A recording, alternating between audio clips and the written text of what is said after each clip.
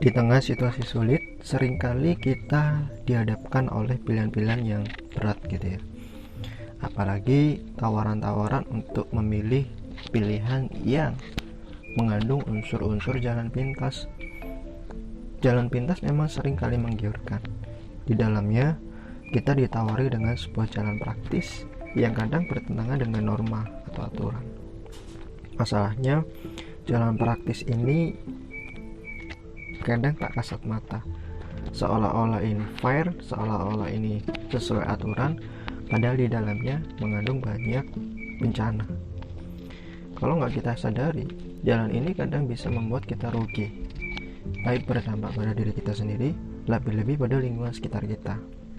Dan yang paling penting, kerugian ini nggak hanya di dunia, tapi nanti juga di akhirat. Makanya Allah kenapa selalu meminta pertanggungjawaban dari apa yang kita miliki, karena ya faktanya memang apa yang kita pilih itu adalah hasil keputusan kita sendiri. Oleh karena itu di setiap sholat kita selalu berdoa kepada Allah, ya Allah tunjukilah kami jalan yang lurus, yaitu jalan orang-orang yang telah Engkau beri nikmat kepada mereka, bukan jalan mereka yang dimurkai dan bukan pula jalan mereka yang sesat. Harusnya ini masuk ke dalam alam bawah sadar kita, bahwa apapun tawaran-tawaran yang ada, kita harus tetap memilih jalan yang lurus. Kita harus tetap memilih jalan yang diridhoi oleh Allah. Tapi saya menyadari jalan pintas ini bukan satu yang mudah untuk kita tolak gitu ya. Banyak fakta-fakta di lapangan yang menunjukkan orang lebih mudah tergiur dengan jalan pintas dibandingkan dengan jalan yang lurus. Sekalipun mereka punya ilmu, sekalipun mereka punya sumber daya gitu ya. Apa sih yang paling membuat mereka mudah tergoda? Kalau coba kita renungkan, jalan pintas itu kenapa sangat diminati? Biasanya karena ya memang apa yang ditawarkan sangat menggiurkan gitu ya. Kalau nggak kepraktisan, keinstanan, serta kecepatan dalam memperoleh kenikmatan, itu yang mungkin menjadi senjata utamanya. Nah, bagi manusia yang memiliki sifat alamiah ingin mengejar kebahagiaan, pasti jalan pintas ini akan menjadi sebuah pilihan utama.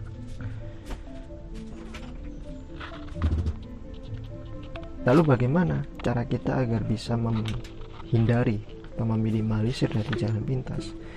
Barangkali kita bisa belajar gitu ya dari seorang tokoh yang bernama Umar bin Abdul Aziz.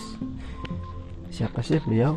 Beliau adalah khalifah dari Bani Umayyah di tahun 717 sampai dengan 790. Ya, beliau adalah seorang khalifah yang terkenal. Bayangkan dalam waktu 2 tahun 55 hari dia berhasil membuat masyarakatnya menjadi sejahtera. Lalu apa yang bisa kita teladani dari kisah beliau hubungannya dengan jalan pintas tadi? Kalau teman-teman belajar kisahnya, ada fakta yang menarik. Saat prosesi beliau diangkat menjadi seorang khalifah. Sejak awal dia tidak menginginkan gitu ya untuk menjadi seorang khalifah. Dia sebelumnya adalah seorang gubernur biasa gitu ya. Beliau adalah putra dari Abdul Aziz bin Marwan. Sedangkan jalur kekhalifahan pada nasab biasanya itu pada nasab Abdul Malik bin Marwan. Saat kepemimpinan berpindah kepada beliau, tidak ada ambisi sedikit pun untuk menjadi seorang khalifah gitu ya. Bahkan ketika dibaiat gitu ya oleh Sulaiman bin Abdul Malik, dia mengatakan di depan umatnya, "Wahai sekalian manusia, sesungguhnya aku telah diuji dengan perkara ini. Tiadanya kesepakatan dariku sebelumnya, tidak pula ada permohonan atau musyawarah dari kaum muslimin. Maka dengan ini aku umumkan bahwa aku telah melepas kewajiban kalian untuk berbaiat kepadaku. Maka silakan kalian memilih orang yang pantas menjadi pemimpin kalian." Maka semua manusia bersuara dengan satu suara seraya mengatakan, "Sungguh kami telah memilih engkau wahai Amirul Mukminin, dan kami telah ridho denganmu. Maka jalankan amanah ini, semoga Allah memberkahimu. Ya, yang memilih adalah rakyat, yang memilih adalah umatnya, bukan dia yang berambisi untuk menjadi seorang pemimpin. Dan di sana beliau berdoa, sesungguhnya aku berwasiat agar kalian senantiasa bertakwa kepada Allah, karena takwa kepadanya akan menjaga diri dari segala sesuatu. Beramallah untuk akhirat kalian, karena barang siapa yang beramal untuk akhiratnya, maka Allah akan mencukupkan urusan dunianya. Nah, bisa dibayangkan betapa rendah hati yang dimiliki oleh seorang Umar bin Abdul Aziz. Sekalipun dia dipercaya untuk menjadi seorang khalifah dan pemimpin, dia tidak sedikit pun ada kebanggaan di situ. Justru dia menganggap ini adalah sebagai ujian. Di saat orang-orang lain mungkin berebut ambisi untuk menjadi seorang khalifah, dia tidak pernah menginginkan. Di saat orang-orang lain mungkin berlomba untuk menjadi seorang pemimpin, dia tidak menginginkan posisi atau jabatan menjadi seorang pemimpin. Tapi ketika dia ditawari sebuah amanah, ditawari sebuah jabatan, dia melaksanakan tanggung jawab itu dengan penuh kesadaran yang tinggi bahwa itu adalah titipan, itu adalah sebuah amanah. Nah, selain itu, dalam sebuah riwayat lain, Umar bin Abdul Aziz ini juga dikenal memiliki ketakutan yang tinggi terhadap Allah. Dalam sebuah riwayat, Fatimah binti Abdul Malik, istri Umar bin Abdul Aziz, pernah bercerita, suatu hari aku masuk dan ingin bertemu beliau, namun ternyata beliau masih berada di dalam tempat sholatnya. Tangannya sedang diletakkan di pipinya dan air matanya mengalir. Lalu aku katakan, wahai Amirul Mukminin, apakah ada sesuatu yang menimpamu? Lalu beliau mengatakan, wahai Fatimah, sesungguhnya aku sedang memikirkan nasib umat Muhammad SAW. Aku sedang memikirkan nasib si miskin yang kelaparan, si sakit yang merintih, si fakir yang telanjang kedinginan, seorang yang terzalimi karena hartanya dirampas, seorang yang tersesat dan tertawan, si jompo dan si miskin yang memiliki banyak tanggungan dan kebutuhan hidup di segala penjuru bumi. Dan aku tahu bahwa Rabbku akan bertanya kepadaku tentang nasib mereka, dan lawan bicaraku tatkala itu selain mereka adalah Nabi Muhammad SAW. Maka aku sangat khawatir bila tidak memiliki hujah untuk menjawab pertanyaan-pertanyaan mereka. Sedang aku merasa kasihan melihat keadaan diriku tatkala ini, sehingga aku menangis, bahkan dikarenakan sangat takutnya ia terhadap Allah. Umar bin Abdul Aziz memiliki semacam lampu minyak begitu ya, yang digunakan untuk kebutuhan kaum muslimin dan kebutuhan sendiri. Jadi kalau telah selesai urusan kekhalifahan, nah biasanya dia akan mengganti lampu tersebut dengan lampu miliknya sendiri. Luar biasa bukan? Nah, di sini teman-teman, hikmah yang bisa kita ambil adalah sosok dia menginspirasi kita untuk senantiasa menjadi pribadi-pribadi yang berada di jalan yang lurus. Sekalipun kita sangat tergiur dengan yang namanya jalan pintas, tapi paling tidak kita harus menyadari setiap keputusan yang kita ambil, setiap tindakan yang kita ambil kelak akan dimintai pertanggungjawaban olehnya.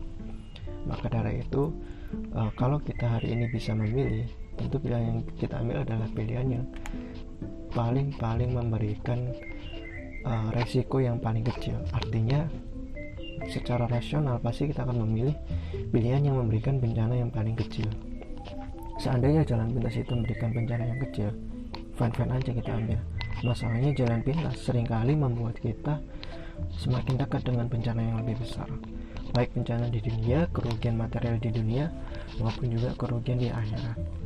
Maka pesan saya adalah kita harus meneladani sahabat Umar bin Abdul Aziz tadi, Khalifah Umar bin Abdul Aziz tadi, bagaimana